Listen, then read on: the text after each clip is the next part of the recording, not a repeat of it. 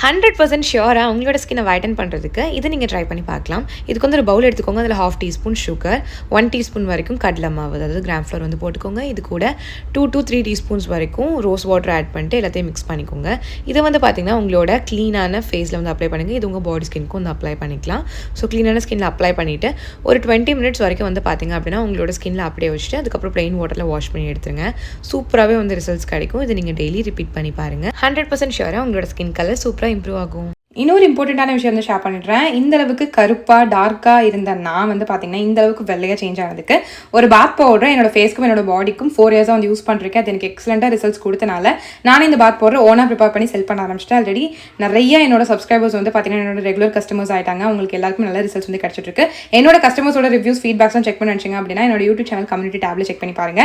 நீங்களும் என்னோட face and body whitening bath powder try பண்ண நினச்சிங்க அப்படின்னா ஸ்க்ரீனில் போயிட்டு என்னோட வாட்ஸ்அப் நம்பருக்கு எனக்கு கான்டாக்ட் பண்ணி வாங்கிக்கோங்க. பாய்.